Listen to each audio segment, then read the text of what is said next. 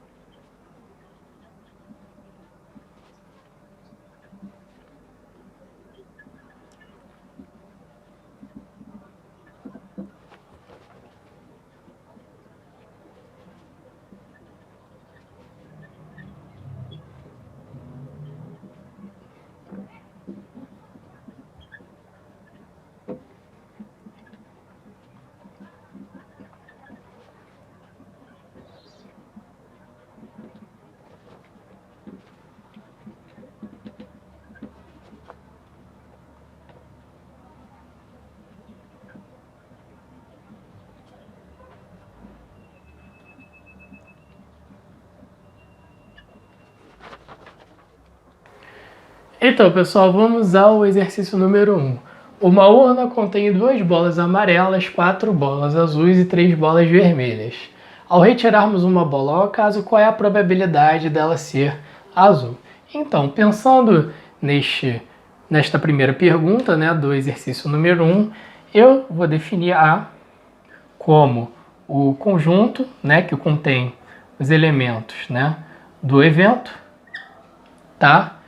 Que no caso é eu sortear bola azul. Evento, sortear bola azul, Então, quantos elementos eu tenho neste evento?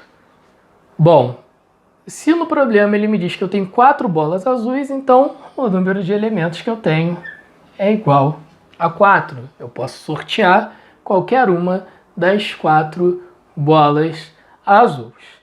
Bom, e o que seria, nesse caso, o meu espaço amostral? Bom, o meu espaço amostral, ele contém o elemento de todas as bolas que eu posso sortear.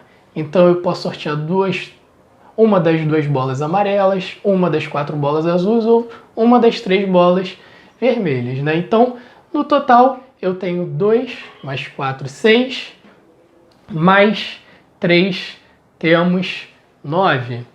Então, nós temos que o número de elementos do nosso espaço amostral é igual a 9.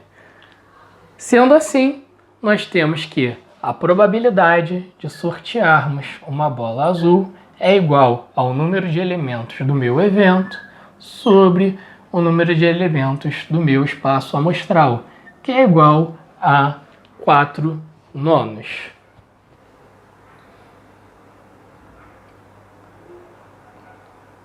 Bom, segunda pergunta. E vermelha? Bom, agora definiremos um evento diferente, Eu vou chamar de V para caracterizar vermelho, Esse daqui é o evento que caracteriza sortear uma bola vermelha. Então, chamei de V o conjunto evento, para sortear uma bola vermelha, que é o que eu quero que aconteça dessa vez na segunda pergunta. Então, o número de elementos que eu tenho no meu evento V é igual a quanto? Quantas bolas vermelhas eu tenho à disposição? Tenho 3, então eu tenho 3 elementos no meu evento. E o espaço amostral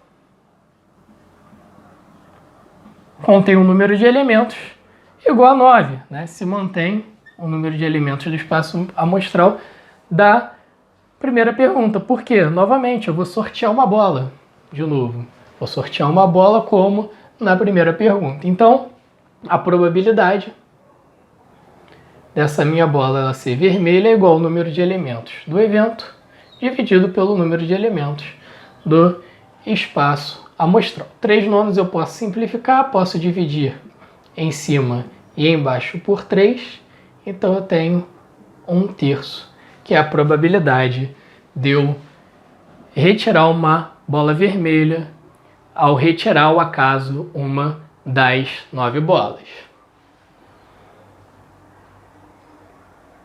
Então, exercício número 2, um baralho possui 52 cartas, distribuídas em 4 naipes: ouro, copas, paus e espada. Então, essas 52 cartas, elas estão divididas, né, em 4 naipes, né?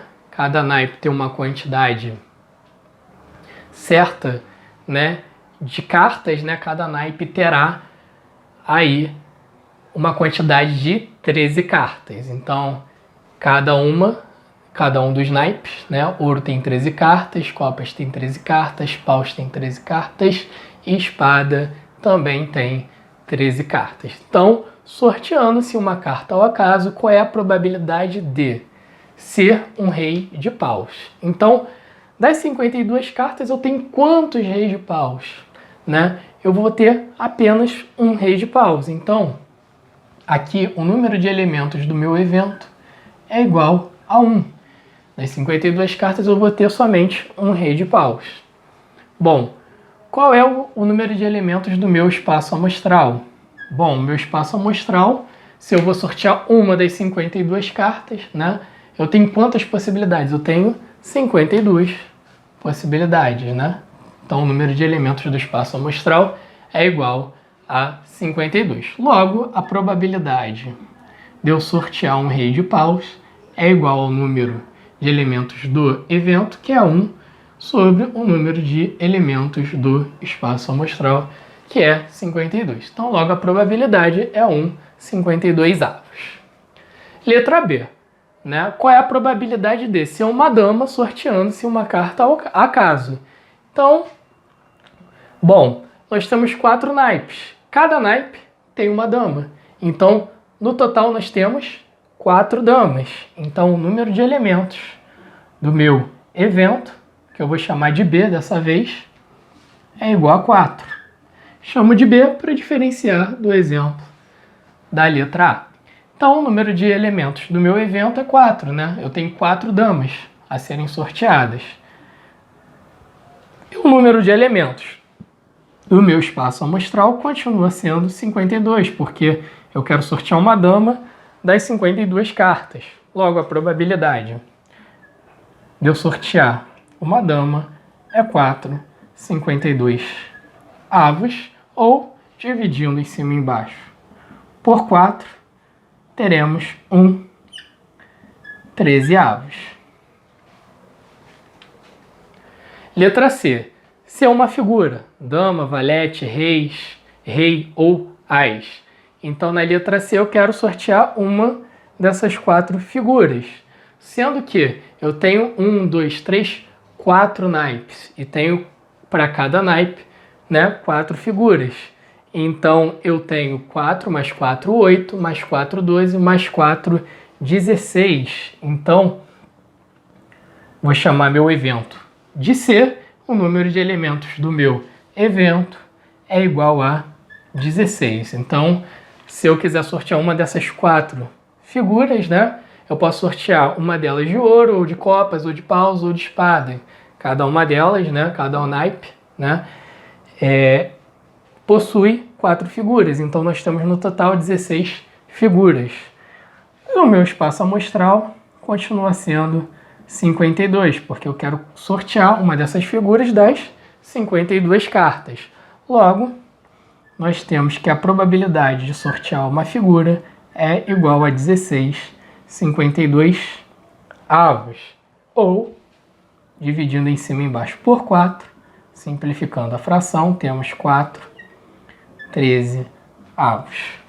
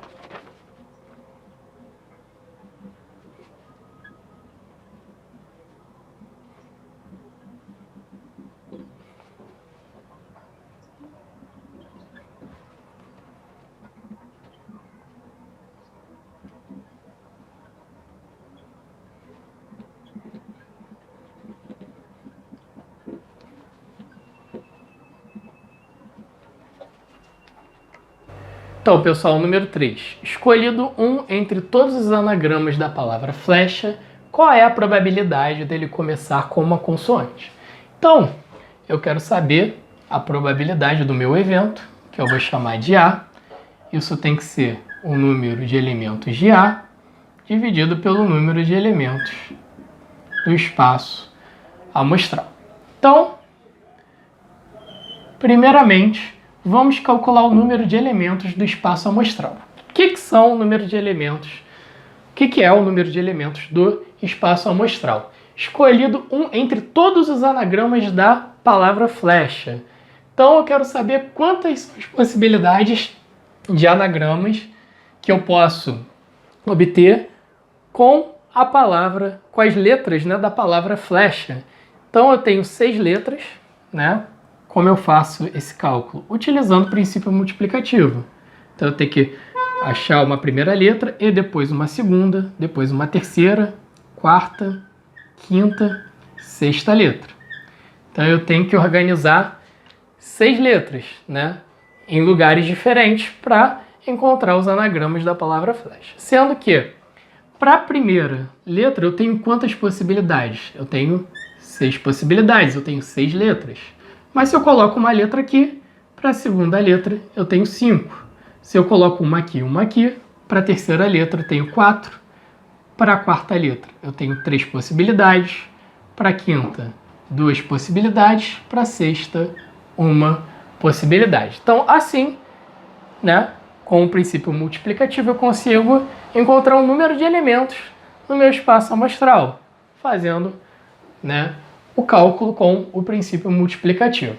Bom, agora eu quero saber a quantidade de elementos que eu tenho no meu evento. Qual a probabilidade dele começar com uma consoante? Então, o meu evento, né, o número de elementos do meu evento, né, gira em torno dos elementos de possibilidades anagramas que eu tenho com a palavra flecha que começam com uma consoante. Então, novamente, se eu quero fazer anagramas, eu vou ter 6 lugares para organizar essas letras. Então, eu tenho 1, 2, 3, 4, 5, 6. Então, eu tenho 6 lugares para organizar as minhas letras. Sendo que o anagrama ele deve começar com consoante. É isso que eu desejo obter. Então, se ele tem que começar com consoante, para a primeira letra eu tenho que colocar uma consoante. Quantas consoantes eu tenho? 1, 2, 3, 4. Então, eu tenho 4 possibilidades para a primeira letra. Bom, essa era a minha única restrição, começar com consoante. Então, para a próxima letra, se eu já usei uma letra aqui, eu posso colocar qualquer uma, né? Já coloquei uma consoante, então eu posso colocar qualquer uma das letras que eu tenho aqui para ser a minha segunda letra. Então, se eu já coloquei uma aqui, quantas letras da palavra flecha sobraram para eu colocar na minha segunda posição? Se eu tenho 6 letras, sobram 5, porque uma eu já utilizei para a primeira posição. Da mesma forma, para a terceira posição, tenho 4 possibilidades. Já utilizei uma letra aqui e uma letra aqui. Para a quarta, 3 possibilidades. Para a quinta, 2 possibilidades. Para a sexta, 1 possibilidade. Então, a probabilidade, né, de começar com uma consoante, o anagrama, se eu escolher esse anagrama e começo com uma consoante, né, de todos os anagramas, qual é a probabilidade? Então, como eu tenho multiplicações em cima e multiplicações embaixo somente, eu posso cortar, né, os fatores iguais. Eu posso cortar o 5 com 5, o 4 com 4, o 3 com 3, o 2 com 2, o 1 com 1. Então, no final das contas, a probabilidade é de 4/6. Simplificando, dividindo em cima e embaixo por 2, temos que a probabilidade é de 2/3.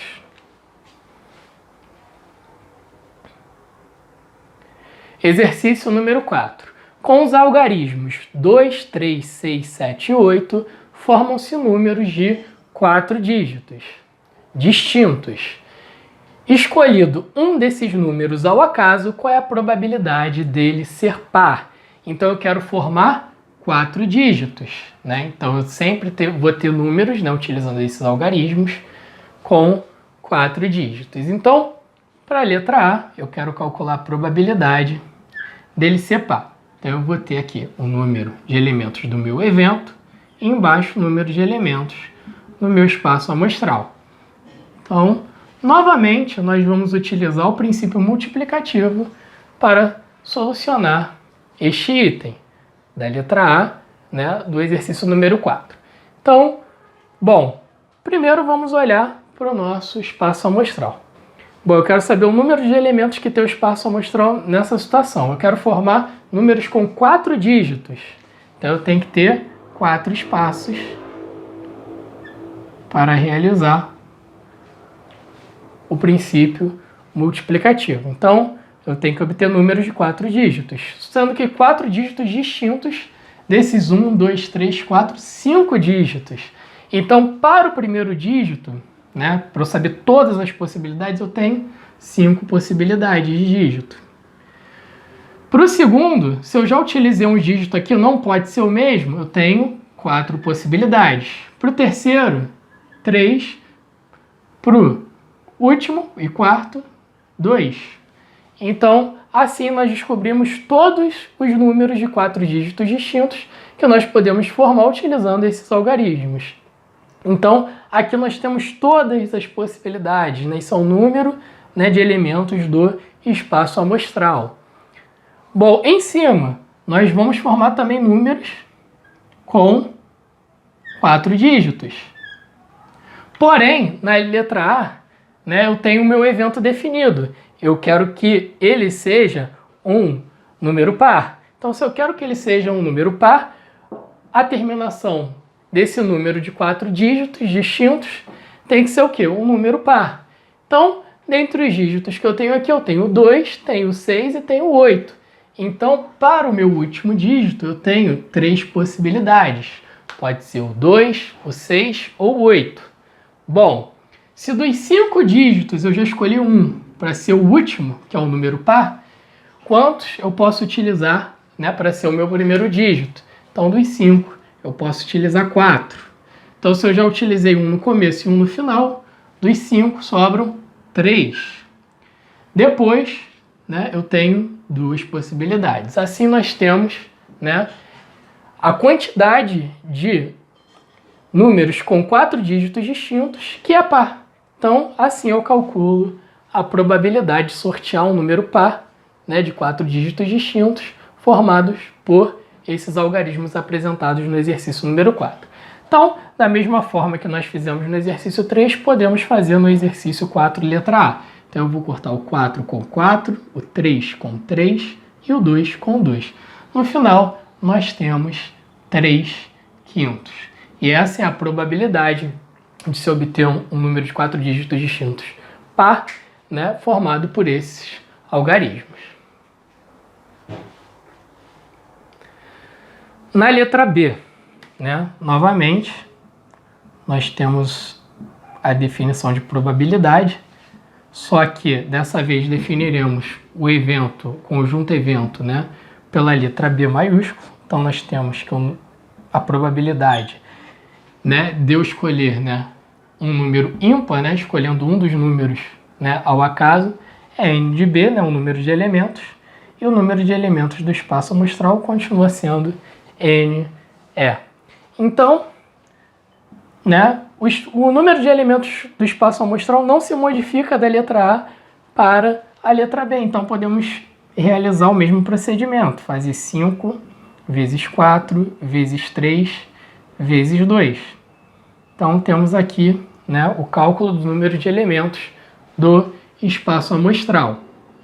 Bom, acima, agora eu tenho que o número tem que ser ímpar. Então, o meu último dígito dos 4 deve ser um número ímpar. Então, o meu último dígito eu tenho que escolher, para que esse número ele seja um número ímpar, um número ímpar. Então, dos 5 dígitos eu tenho o 3 e o 7. Então, eu tenho 2 possibilidades, né, para colocar ali no meu último dígito, nesse número de 4 dígitos distintos, para que ele seja ímpar. Então, se eu já escolhi um, né, dos 5 dígitos, eu tenho 4 para o primeiro dígito, né? 4 possibilidades. Para o segundo eu vou ter 3, porque eu já escolhi um para o primeiro dígito e um para o último. E para o terceiro eu vou ter 2 possibilidades. Com o mesmo procedimento utilizado no item A e no exercício número 3, nós podemos cortar o 4 com 4, o 3 com 3 e o 2 com 2. No final, nós temos 2/5, que é a probabilidade de se obter um número ímpar de 4 dígitos distintos, escolhido um desses números formados por 4 dígitos distintos dentro dos algarismos apresentados no exercício número 4. Então, pessoal, como exercício extra, eu gostaria que vocês tomassem todas essas frações obtidas nos exercícios que fizemos nesta aula e transformasse todas elas em porcentagem. Então, transformar frações obtidas nos exercícios em porcentagem. É um bom exercício para que fixemos o que foi apresentado nas aulas síncronas. Então, eu espero que vocês tenham entendido o conteúdo apresentado nesta aula. Nos vemos nos próximos vídeos com mais conteúdos de matemática do 8º ano. Um abraço, fui!